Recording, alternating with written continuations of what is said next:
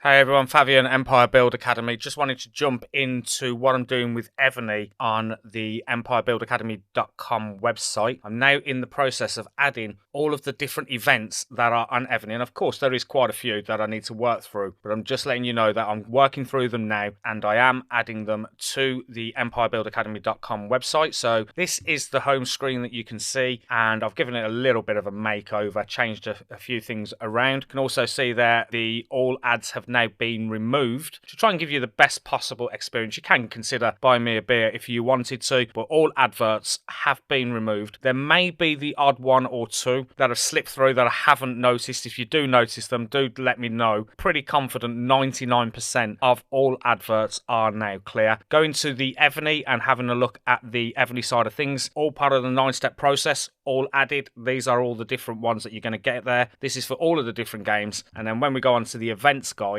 this is something that I'm working on as we speak. A complete Evony event list, all of the different events going all the way down. And then basically what I'm going to do is section them off like this for all of the different ones. So if we wanted to go into the Arctic Barbarians one, we can click into there. You would get the YouTube video if you wanted to watch the YouTube video, but I've also added it as a blog post if that is something you would prefer to do rather than watching the video. So like I say, all the guides are being added and there's going to be a lot more work done on empirebuildacademy.com. Do please go and support me by following the website. But moving on to the Evony event that we're talking about now, which is the Poseidon Day event in Evony. Now, it might look like one of those more relaxed mini events in the game, but genuinely, if you play it properly, it can actually be a very good source of gems, buffs, and ranking rewards. Now, in this guide, I will cover exactly what the Poseidon Day actually is, how the event works, the rewards available, and the best way to maximize your score and rewards. Whether you're free to play or pushing rankings, this guide should help you get the most out of the event, but let's get straight into it now with what is Poseidon's Day. So on the event tab, it's in your main event center, and if we go down a little bit, it's this one here. I've got to be honest with you, personally myself, not my favorite event, but that shouldn't be a reason as to not play the game. I've actually avoided this game quite a lot, and to be perfectly honest, I am missing out on some decent rewards. So the event itself is a limited time fishing event. Instead of fighting monsters or attacking cities, the event is focused on diving into the ocean, catching treasures and marine creatures. You'll be fishing in two main areas. One is the common sea area. The second is the prime sea area. The prime sea area definitely gives better rewards and rarer catches, but requires special items to enter. The basic gameplay itself, quite simple. You drop your hook into the ocean, guide it downwards while avoiding obstacles, and try to catch as many fish and treasures as possible before reaching the maximum depth. Deeper you go, the better the rewards become. In reference to what you'll earn things like the Poseidon ancient coins, event points, stars for collections, gems, and other rewards. Now, preparing yourself for this, it's definitely worth preparing properly. The event includes 3 pieces of fishing gear you can upgrade. The first one is the cable rope, which is this one. The cable rope increases your maximum depth the hook can reach. The deeper you can go, the more valuable creatures you will find. The second one is the lead sinker, and this increases the invincibility duration, allowing you to safely pass through obstacles for longer. And then the last one is the fish hook. This increases the maximum number of catches per dive, and each piece of gear can be upgraded to level 10 using the Poseidon ancient coins. The higher the level, the easier it becomes to reach deeper areas and collect better rewards. Once you've fully upgraded your gear all to level 10, you can unlock net casting, which allows you to collect additional rewards during the events. How the fishing works: when you start a fishing run, your hook will drop into the water with a short countdown, and at the start you are temporarily invincible. After that, you'll need to guide the hook downwards while avoiding obstacles like rocks and jellyfish, and while descending you can collect things like marine creatures, rare objects, wheels of fortune and statues, and these items are ranked from 1 star to 5 stars, and the deeper you go, the more likely you are to find the 4 and 5 star items which give better rewards. Ideally, when you're doing this, you want to reach depths of around 350 to 550 or deeper to maximize your chances of finding them rare items. So let's have a look at this right now. Let's do one now, and as I mentioned, we do have the prime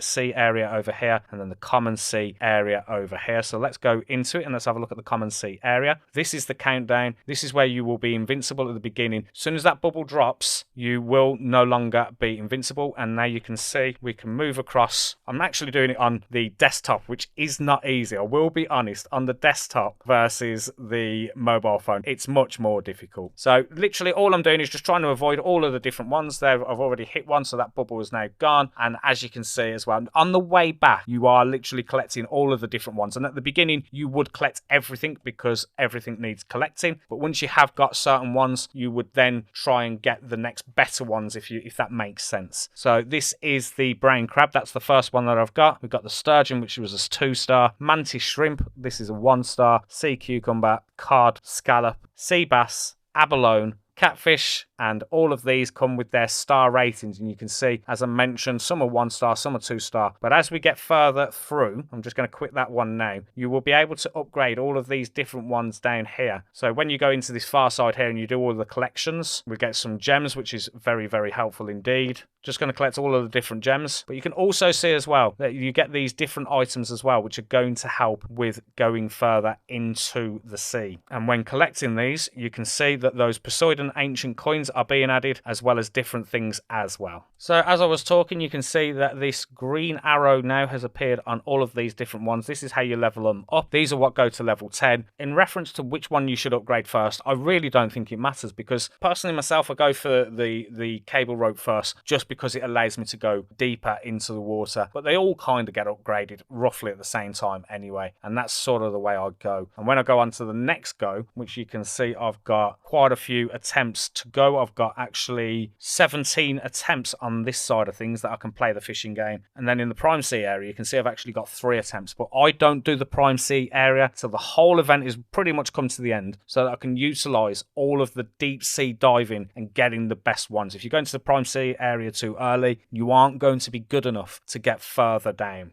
During the event, you can also use special items to improve your runs, and these are the stabilizer, which protects you from obstacles. You've got the lamp, which improves visibility underwater. We also have the sensor, which helps locate rare objects. And then we've got the Concorn horn, which summons special reward opportunities. And you can also purchase a voucher, which increases rewards earned from a run. And using the right combination of these items can make a huge difference when pushing to deeper lengths. But these special items are all here. And again, there's my score incidentally, 644. Again, it is one of those where I would be holding off using all of those things until you can really go far down. That's going to maximize your rewards at the deeper levels further in the game. In reference to the rewards that you can get, there are collection rewards, and when you collect enough stars across different catches, you can unlock milestone rewards, such as, let me just go back to that and show you where that was. Here it is. This is your milestone at the top, where you can get gems, speed ups, refined stones, runestone chests, gold, and also event buffs. And you can work your way across getting all of these different things up there. Another major reward system is the ranking leaderboard. This is the one. Top ranking players can earn very strong rewards, including large amounts of gems, special buffs, exclusive decorations, rare chests, and materials. Even players outside the top ranks can still earn valuable rewards by progressing through the event normally. This is my biggest problem. I just avoid it all the time. And as I mentioned, I'm missing out on some decent rewards. Sea anglers levels. This is another important mechanic in the Poseidon Day event. As you gain points, your sea anglers levels increase. Each level provides bonus rewards and score multipliers, which can increase your earnings by 20 to 50% or more. This means the more you play the event, easier it becomes to continue earning those rewards. And lastly, the tips to maximize rewards. If you want to get the most out of the Poseidon Day, first thing you want to focus on is, of course, upgrading these as and when you can. Personally, myself, it's just a preference. I go with the cable rope first. And second is saving your best props. I did mention it, and I'll mention it again, for that prime sea area dives where the rare rewards are located. So when going into this prime sea area, you can see I've got 3 maps there. Ideally, I want to be saving all of these special items to go into this prime sea area and using the maximum of these. In an ideal world, I don't want to use the prime sea area until all of these are maxed to level 10, and then I'll then go and use these in that prime sea area. Third, aim for deeper dives whenever possible, and that's where the 4-star and 5-star rewards will appear. Finally, trying to complete as many collections as possible, because the different star milestones can give decent rewards for relatively little effort. So my final thoughts for this one, and I am going to be sensible and kind. I hold my hands up. I'd just say I don't particularly like it, but it is rewards. And I'm going to do one more just to show you again how it works. Let's see how far we can go down here. Again, you're invincible at the beginning, and then you're going all the way down. As soon as that's dropped, we've now got to start avoiding things. And you sort of get into a pattern when playing this. I actually don't know which one is easier. I don't know if it's easier on mobile or desktop, but let's see how far we can get on this final attempt. Again, I'm just sort of watching where everything is going. And you can also get into a routine as well. That was terrible. You can also get into a routine as well where you can actually start to get a feel of how the game works and the mechanics and definitely do better. Now, you can see there, 11 of 11. That is a key thing to mention. Once you've got certain things, you can only carry 11. Obviously, that increases as you go through the levels. But if you've already caught the sea urchin, don't want to be catching the sea urchin again because you've already got it. You want to save those grabs. You want to save those collections.